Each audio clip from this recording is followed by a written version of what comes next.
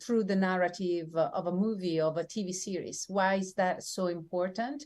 Because we could even say that we are what we repeatedly see. So when we create content in media and we watch those contents, little by little, they are becoming our belief system. And that belief system will become then a cultural DNA of a society. So I believe that we're more than storytellers. We're really, creating the layers the cultural layers of a society. And so one of the main narrative that must change is the one about us women. Why? Because it's funny in a way that, we are a majority. We're 51% of the population, and yet we're treated, perceived, and named as a minority. So starting from there, there is need of a big change. I love how you said, because we talked off camera as well, how, even just being a young person, you noticed you personally were not represented in much media at all, not television, not in film. And that made a real impact on you, right? So you came here and you studied. And then what? You decided that gender equality was really going to be something that you focused on in your work, right? Yes, it's one of my main focus. So I came here, went to university, studied film, and then I immediately understood the power of film, the power of media, and decided to make my contribution. Why? Because if it's not us, who? And if it's not now, when, right? So it has to start from us women as well. We cannot just wait there and ask somebody else to change our narrative, as we cannot just wait for somebody to offer us a seat at the table. We take the seat at the table, and if they're not giving us, we're creating our own table, and we're creating our own seats. And that's what we're doing with We Do It Together, basically. Yeah, so We Do It Together is something, it's a nonprofit. You formed this, and you do have quite an impressive board. It's an outstanding board of primarily women that you have on there. And tell me, I know that it's here in Los Angeles, but you're about to expand around the world with We Do It Together. Can you talk to us more about that? Yes, so We Do It Together is a nonprofit film production company that produce media, content, and film by women, about women, for everyone. We're men and women together. Because this shouldn't be a battle against the gender. This should be an uprising, an uplifting movement for women. And definitely we must do it together. So I founded this in 2015 in Los Angeles, launched it in 2016 at the United Nations, went back to the United Nations at the General Assembly just a few weeks back, opening the Women Month, dedicated to women, and where we also screen our latest project, Tell It Like a Woman. And right now we are opening We Do It Together in Italy. So May 9th, we're going to have a big event and a big premiere. Then in Brazil, India, Africa, and we're collaborating with Saudi Arabia. Why so many countries? Because unfortunately, the problem is global. Yeah. According to a study of the United Nations a few months ago, it will take, at this rate, 300 years. So again, I want to repeat it, 300 years to reach gender equality globally. Right, and that's if everything stays on par, right? If we manage to go back somehow due to government or whatever the mood is, it could be even longer. So absolutely, but 300 years is huge. I mean, not crazy. Even the children of our children will even see gender parity. So it's something that we must act now. And so, and also we discovered that there are different, I would say, different grades of this problem, but we all have this problem, meaning from United States to Italy to Africa to Afghanistan, because we have the tendency to believe that this problem is only in certain type of countries, which is not. In 2022, in United States, it still exists the pink tax, which is a tax where, similar objects of the same value for men and women, the one for women we pay more. It's called the pink tax. And same thing for services like the blue or the pink razors.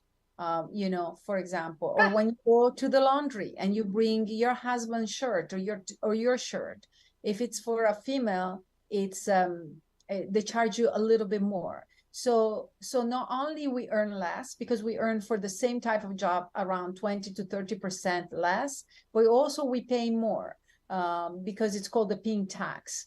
And so people don't even know this because we have the perception that things has been solved. And there is also, a prejudgment when we talk about women. Oh my God, it's so boring. This feminist, angry women against men. No, I love men. It's not about men. It's about us. It's about changing.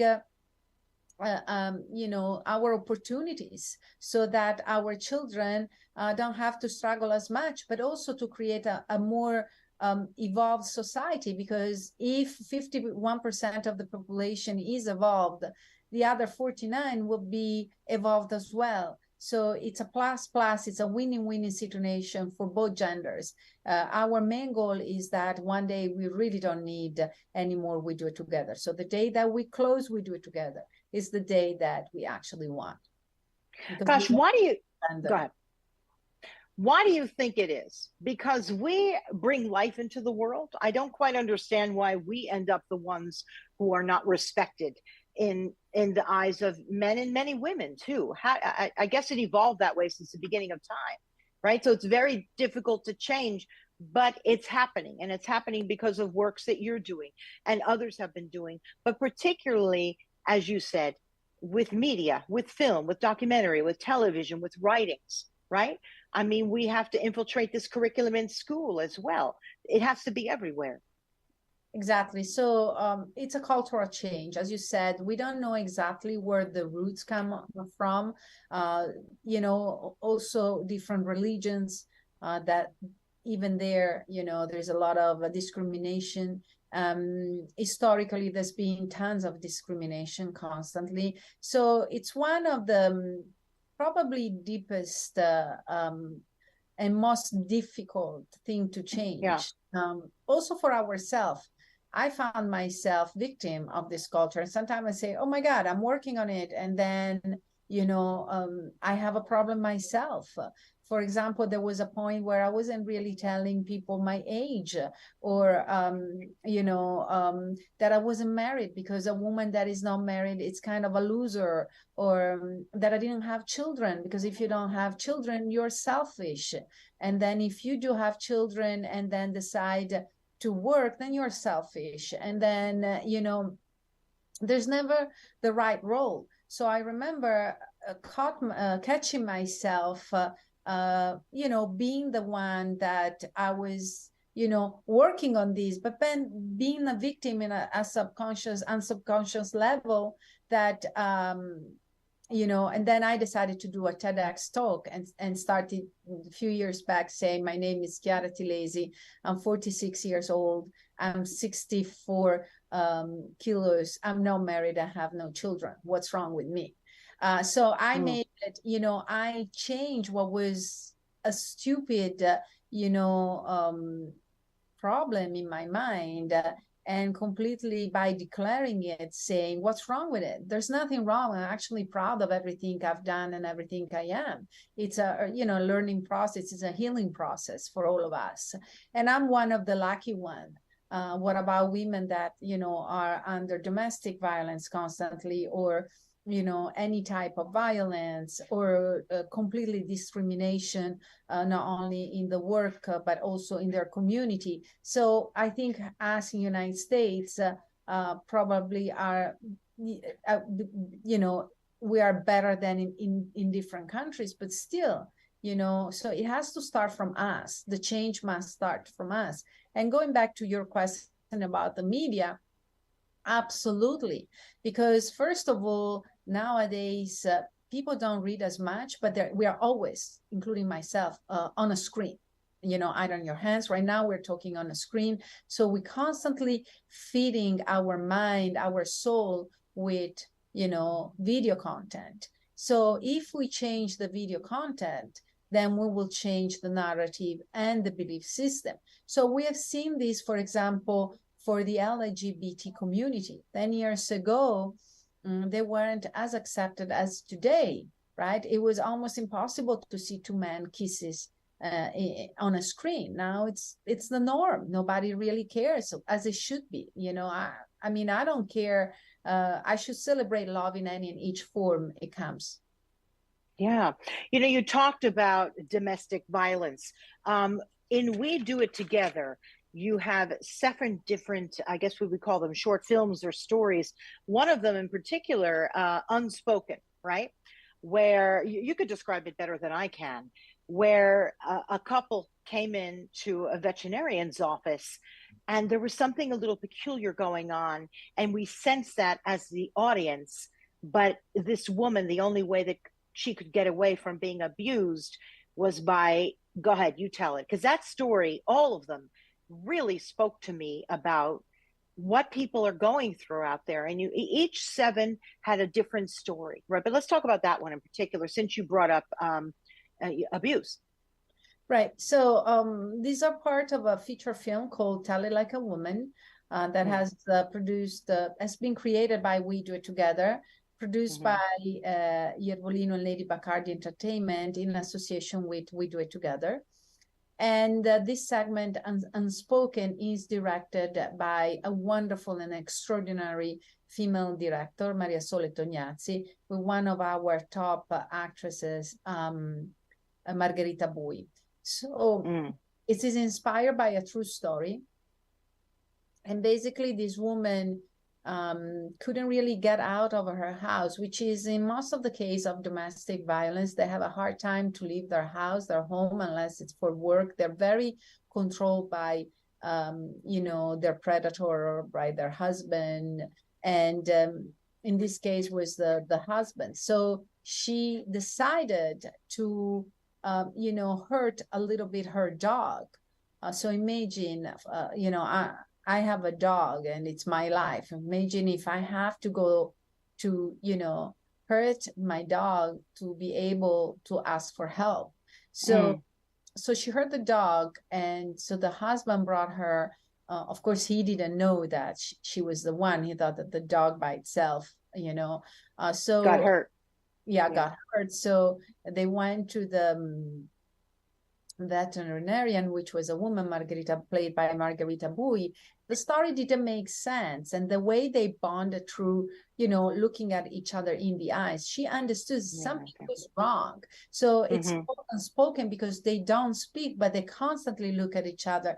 And Margherita starts seeing, that there were some problem with this. The story didn't make sense. So basically, at the end, she understand because she, the woman that was under domestic violence, she did only this small thing that I'm going to do it. Like she showed her, wrist, and she understood, Margherita, that the vet, that she's being beaten up, and so. And this is inspired to a true story that actually happened in the United States. It was very, very moving to me. I thought, but they all were.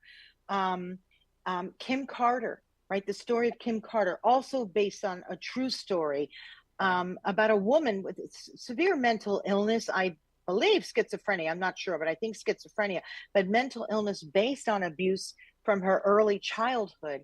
And she got help, and the social workers there were very responsive to her, and she got good help. And then toward the end of that story, we see the real Kim.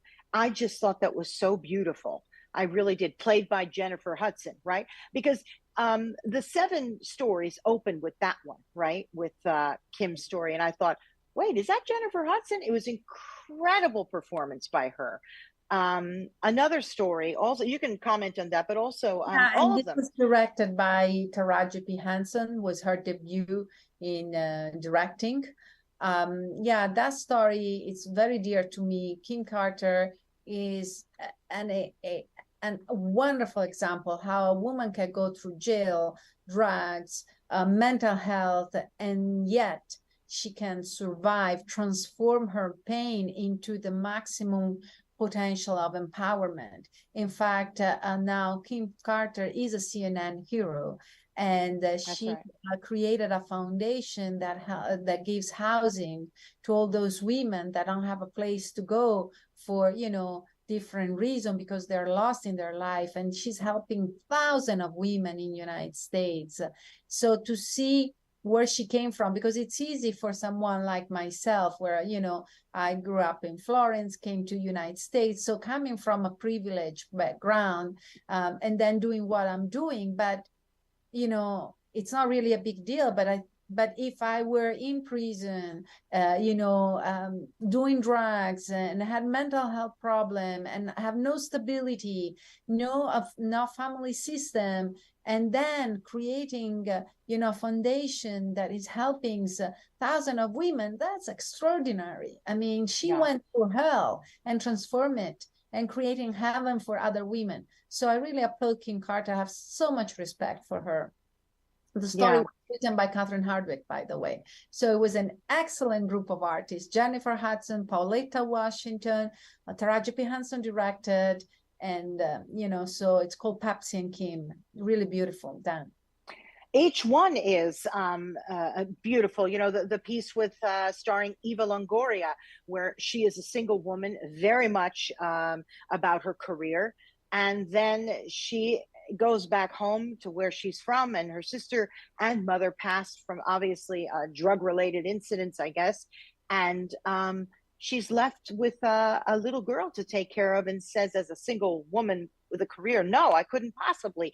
And once again, we see her as a woman and how the story changes and evolves throughout that. These are each such magnificent stories. If you want to comment on that as well, each one of them had such an impact on me. And by the way, my husband and my sons, I have 3 sons, they watched this as well, and it had a real impact on them. So there you go. There's 4 men right there that you've touched. That's great, because honestly, we don't just want to preach to the choir. No, we want to change culture. And so that's why we say we do it together, movies by women, about women, for everyone, because this is super important. It's not just it's not about us. We kind of know which situation we are.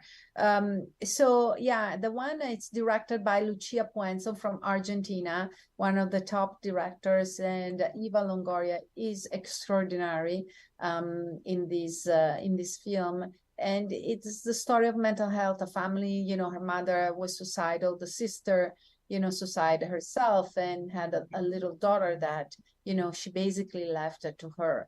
But you're right, it's about a woman deciding between family and you know, career, which you know, as I said before, could be seen as a very selfish you know, choice, which shouldn't in any case be judged, because we never judge a man if it doesn't have children. No. Right? Why would we have to judge or justify a woman why she doesn't have children? But it's a healing process, you know. A lot of women, like in this case, it's not that she didn't want to have a family, most likely, but she was in fear. It was a healing process. She suffered a lot. A lot of us women suffer a lot in our, you know, in our family system. And so therefore, it's not something, you know, that easy to be a mother. You have to have the courage of being a mother. It's a big responsibility. You have a life in front of you. And this is what is the theme of this segment. So it shows that it's not, let's stop judging women for not having children, and let's see what's behind it. Because any choice has behind a story, has behind maybe a healing process or a fear. Like in this case, so much fear, but then she ended up rescue you know, the little kid, and so start living with her. That's what the ending is suggesting. You know, what's amazing is these are shorts, and with each one, though, you complete the story quite beautifully. You really feel the emotion coming from each of the characters. I didn't want them to end. but they were so beautifully done. And I know in Elbows Deep, with one of my favorite actresses, again, two of them, Cara, I'm not quite sure how to say her name, I'm not too good at that, and Marcia, right? With Cara and Marcia. And also, I believe one of the songs there by Diane Warren also is up for an Oscar, right? Applause. Right. So this segment was directed and written by Catherine Hardwicke, and we have Academy Award Marcia Gay Harden, Cara Delevingne. So this is it's taking place during COVID, inspired by a true story. So again, most of them are inspired by true story. This is the story of Dr. P, the renegade doctor in Los Angeles. So she's the one who goes and help homeless people, men and women, which is, you know, one of the few who's doing this, especially during COVID. They really didn't want, you know, it was very dangerous, but she didn't care. She wanted to help them and save them. And so this is a story of an homeless woman, you know, played by Cara Delevingne. So we always used to see Cara very glamour, you know, in all the fashion show. But this time she was, I think also her performance was extraordinary, playing a homeless woman, and what she went through, because homeless women are skyrocketing, unfortunately. And so we wanted to address both themes, the story of the doctor, but also the fact there are a lot of homeless women, and by the way, also with children most of the time. So so this is a very powerful segment, and it's here in Los Angeles, by the way, Dr. P. So if you want to help her foundation or help her work, you know, reach out to We Do It Together, reach out directly to Dr. P, and let us know. Yeah. Also, and there are other stories in this particular genre of 7 of them, but I would suggest for people to please look it up. We Do It Together, because it's so beautiful. It's so wonderful to watch. They're shorts. You can watch 1 or 2 and then come back and watch the others. It's pretty extraordinary. Talk to me also about One of Us. What is One of Us, and how did you come up with this? So One of Us is a series that we're shooting now this year, the 4th series.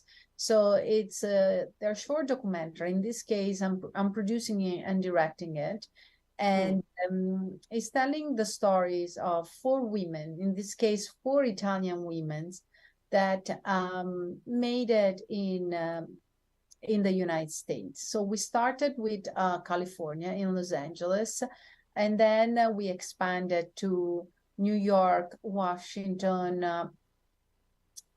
Chicago, and so on.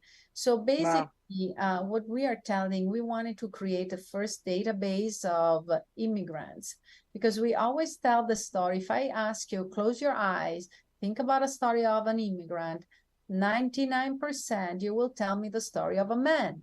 But there are many women, you know, that leave their country, and like myself, you know, but there are many that are leaving their country and they're doing different things. It's not easy. Like, it's not easy for the men. It's not easy for us women, because we don't have our family system. It's a different culture. It's a different language. You have to start from zero, right? So we wanted to, but on the other side, you have great opportunities. So it's a great journey, because you expand your vision every time you leave a country and you go in another country and so on. Traveling is key, is the main education.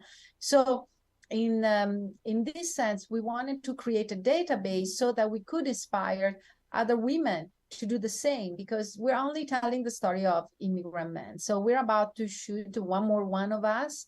This will be One of Us USA.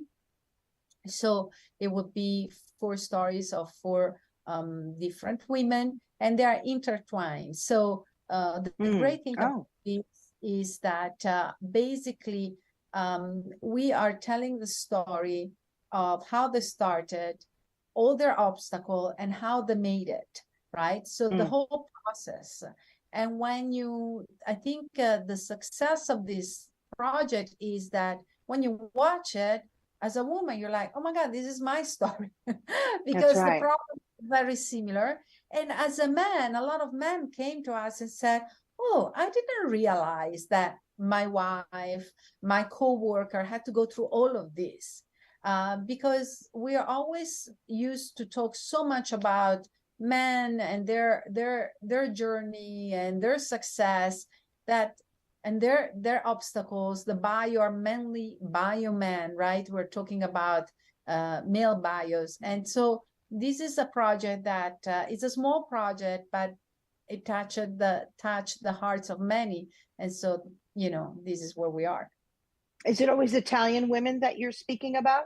Right now, we're doing also one of us South America, and then we're talking with Saudi Arabia to do one of us Saudi Arabia.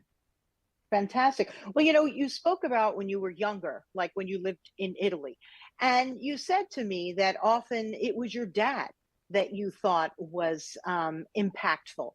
And then later on in life, you realized, no, it was your mom that really was doing such great things. Can you talk about that a little bit? Because even you, right? It's very often like, what did your dad do? What did your grandpa do? What did they do when they came over? You're right. It's always about the grandpa, what he did, and very often not about mom or grandma.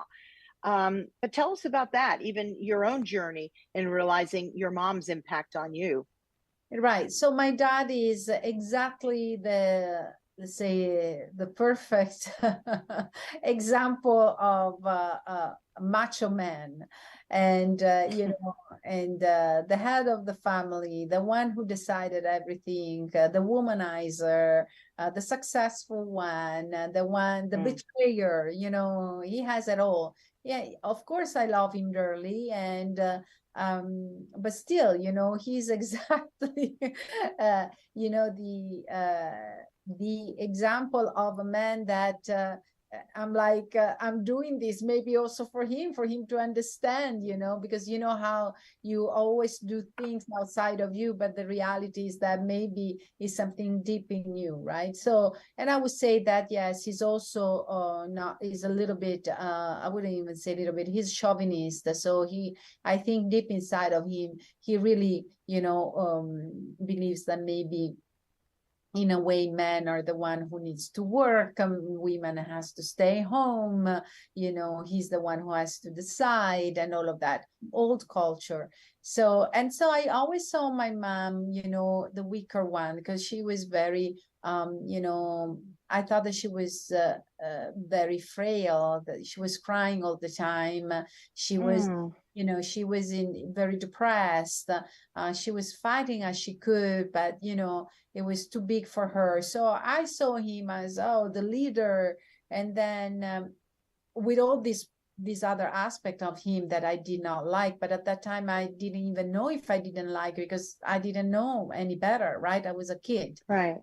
And then later on in life, I saw that my mom went through so much, and her strength, her creativity, she never gave up. And she's a great artist, and she always supported me, any ideas I had and any problem I have. Still nowadays, I call my mom, right? Mom is a mom forever. And she's always been there for me, and she's not the weakest one, she's the strongest one. And then I found out later on in life that my dad is probably the weakest one, because even men's that, we just don't have a box as women. Also men have a box, because they have a lot of pressure on their side too. We expect men to be always super successful, to always know what to do. They, not to cry and to make choices all the time.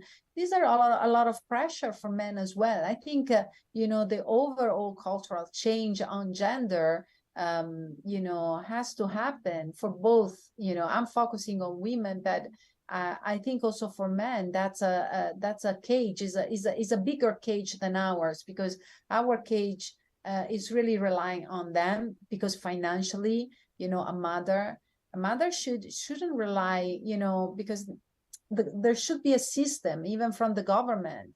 Mothers should be compensated, because they're working 24/7.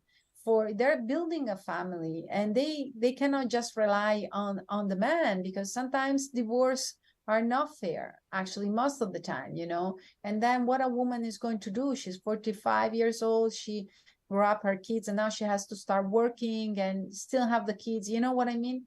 So there should be of course. that is a fair system for women. Mm. You know, but you could see the impact that you as a little girl, um, all of that it had on what you ended up doing as an adult. You told me you were a great observer as a little kid, right? You were a little different. You would be on the sidelines and watching. So there was a budding filmmaker right there, right? That's, you were meant to do this. I don't know if I was meant to do this, but until 10 years old, I wasn't really speaking that much. I was not playing with other children. I was always observing them. I had, though, a lot of invisible children. My friends were like the invisible children. So very sensitive kid. I was going through a lot. The family was going through a lot of pain, a lot of sufferings, especially my mom. We were always alone, me and my mom. So, you know, of course, you see,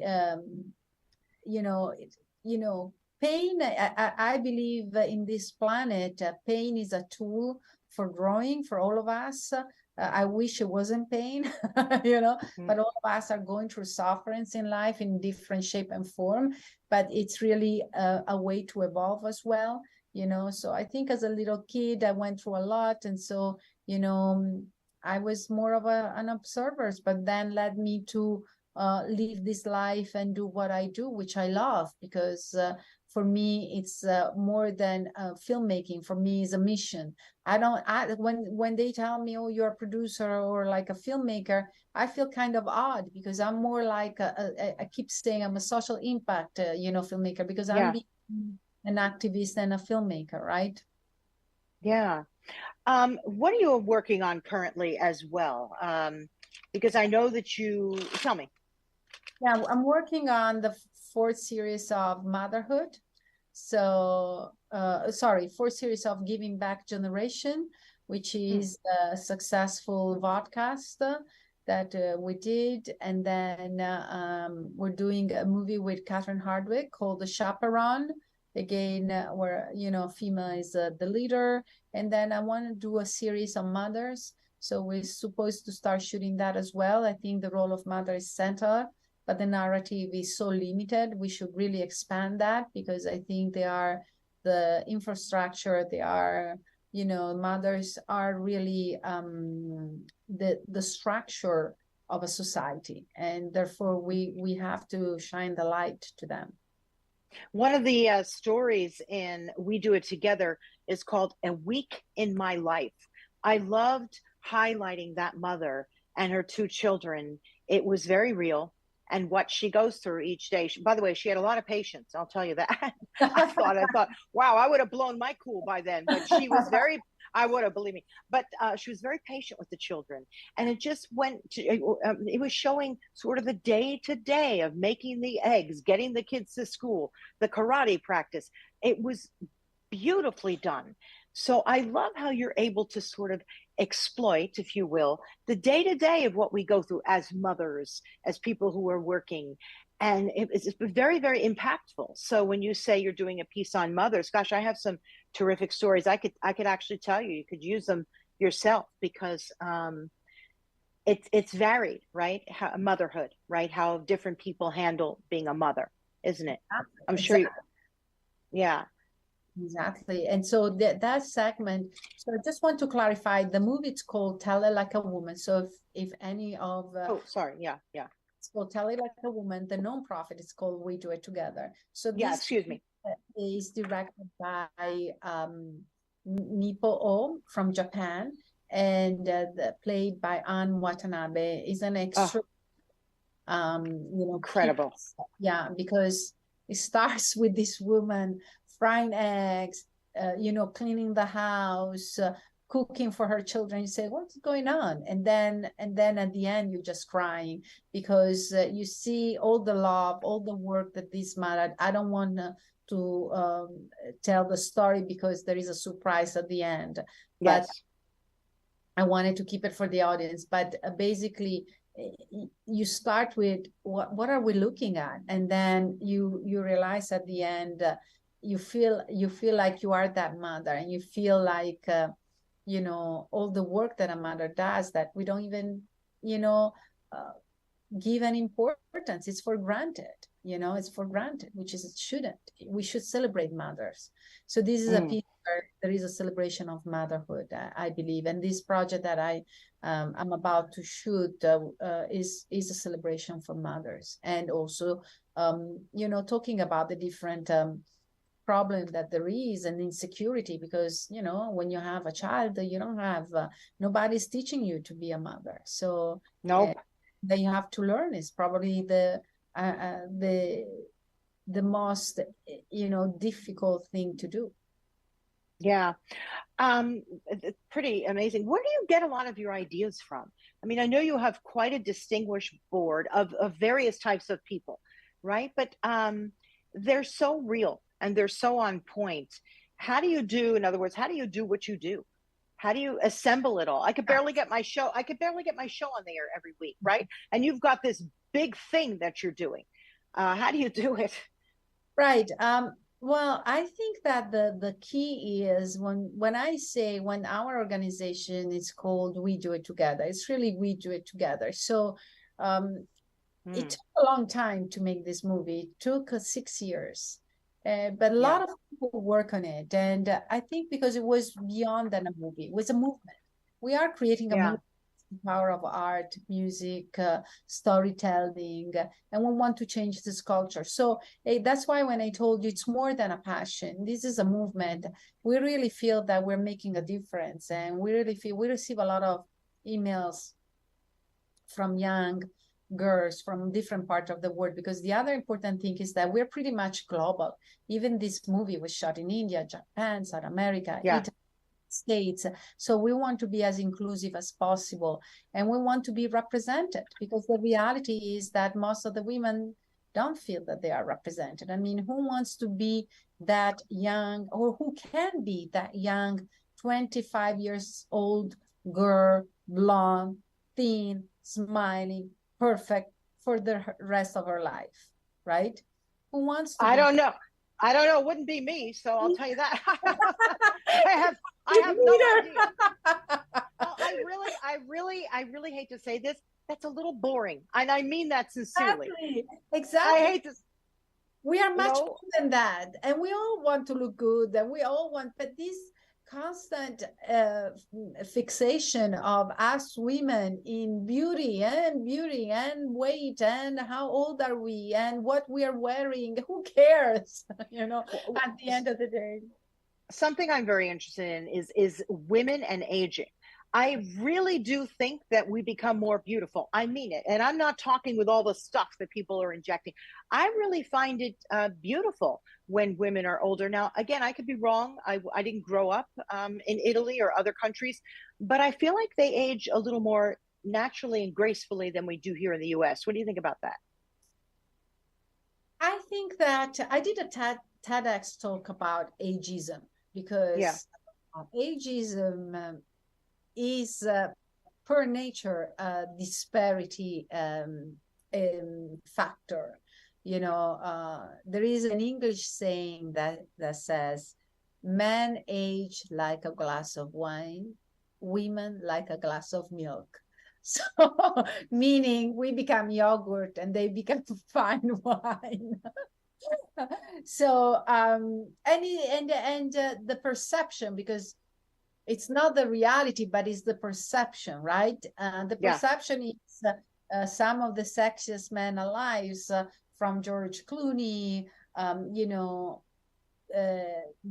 Bruce Willis, or others, Kevin Costner, are in the elderly, right? Women, we don't see, they are not on their cover page for being the sexiest women when they're in their 60s or in their 50s. They're in the cover when they're in their 20s, right? Or 30s. So, and I agree with you. I think that women age gratefully, and age is experience. Age is a baggage of experience, a baggage of healing, a baggage of opening your heart. I mean, I'm a better person than when I was 20, because I have less insecurity, especially as a woman. As a woman, you embrace more who you are, because when you're 20 and your 30s, I think we have so many insecurities, so many expectations, and here you're like, okay, who cares? you know. No, it's true, but we do need people to speak out. We need film and TV about it. I love, Andy McDowell. I love what she said. Why is it that George Clooney, he can go gray and nobody talks about it? I go gray and it ends up on the cover of newspapers and magazines. And she's right. And I love it. I don't know if you've seen her interview recently, and she said with both. For example, Keanu Reeves' girlfriend, when he was dating her at the beginning, oh my God, it was like, oh my gosh, she's so old, and she was like age appropriate, was like same age more or less. She just had gray hair for her choice. I mean, but again, ageism is it's almost some women decided to become a mask, basically, because they have so much surgery before becoming old, and that tells you all, right? And they have their wrinkles, they have their belly, but their belly is sexy. When their bald is sexy, try us with our belly and being bold if we're sexy, right? No, we're not. We have to be perfect. And so there is a disparity in perception. And we also train our eyes to see women all the time so perfect, so young, so skinny, that stand out when you see something different. It's also about the repetition. It's that men, we're used to seeing men with gray hair, and we don't care. We actually think it's sexy, so it's really a cultural change, Deborah. I think at the end of the day, you take this topic from different angles, but at the end we go back to, if we want to solve the problem, we change the culture. We've seen this doing it with LGBT. We've seen it do it also with the different race in medias. Now there is no a TV show where there's no inclusivity. We must do it with women, because again, if you're own of company and 51% of your employees have a problem, you're going to set that as a priority. Again, 50 to 51% of the population. So this is not a small problem. This is a huge problem, can be solved and can be transformed. I also see it as it's really important that women have their own thing, whatever that thing is, right? That they're educated, and that men and young boys, especially young boys, if you could, get these films, Tell It Like a Woman would be spectacular to be shown in schools, so that people understand.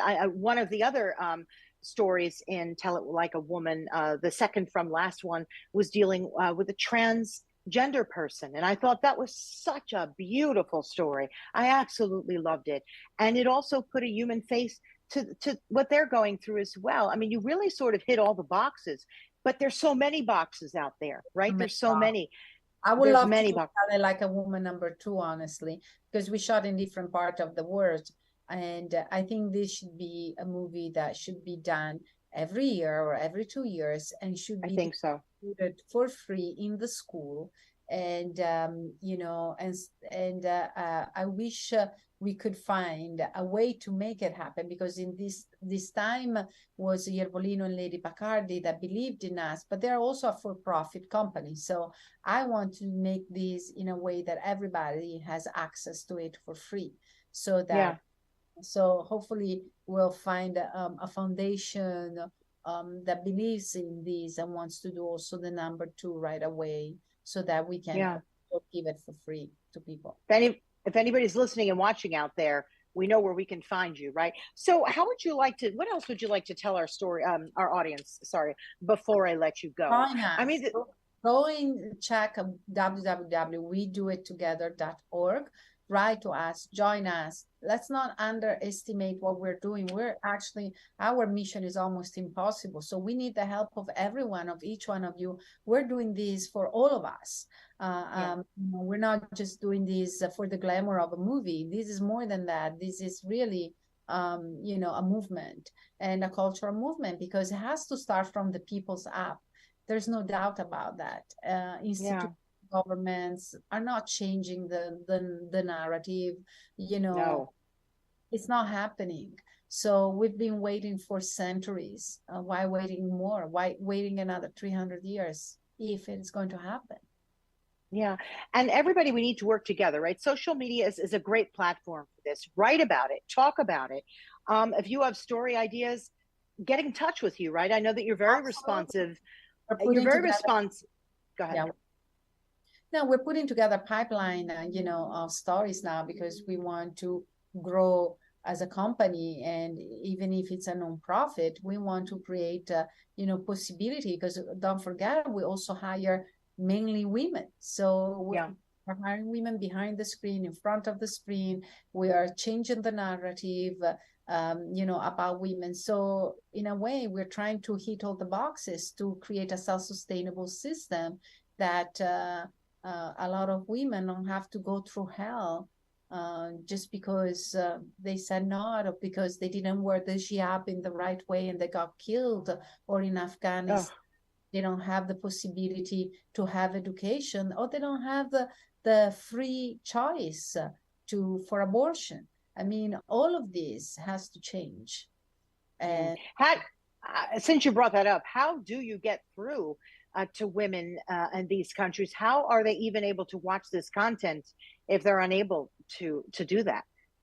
If they're so sequestered in their homes and they're covered from their head literally down to below their toes. It started from changing the overall culture, and then little by little, because there for example, when I talk to the different organizations that are helping women that have been abused, or they're telling me, Chiara, we need to change the culture, because a man that hits a woman because she said no, or a man that rapes a woman because she said no, it's something that must change. I mean, there's no doubts about it. And it is incredible that, for example, where is the US government on what happened in Iran? Right? Where is it? Or what happened in Afghanistan? Where is it? Right? So that's what I'm saying. These, who are the women fighting who is fighting in Iran? They're the women. The women they get killed for their freedom. Where are we? Where are all the governments that when it's about oil, they're there? When it's about their interests, they're there. Be there now. They should be there talking about this constantly. Where is all the social media? Why do we leave the Afghanistan women alone? Why are we leaving them? So that's what I'm saying, is a cultural change. I love the way you think. I love what you're doing. And Chiara, thank you so much for joining us today. It really, honestly, it's an honor. I mean, I love your work. I love what you do. I love the way you think, the way you look at things. It's beautiful. So please, everyone, look up We Do It Together. Please just take a look at what's going on there. It's actually a terrific website too. It's very clear. You also have your work displayed there. Tell it like a woman, one of us, and what you're working on moving ahead into the future. So thank you very much. It's really been an honor. And everybody, you can find our show. We're on all video and audio platforms. We're on YouTube, Facebook, Instagram, and then on all audio platforms. You can find us on Apple Podcasts, iHeartRadio, and anywhere else. Just put in Deborah Kobylt Live and Little Italy Podcast, and you'll find our show. So, Chiara, thank you so much. Really has been an honor. And I look forward very much to seeing you soon. Bye-bye. Bye-bye now. Ciao.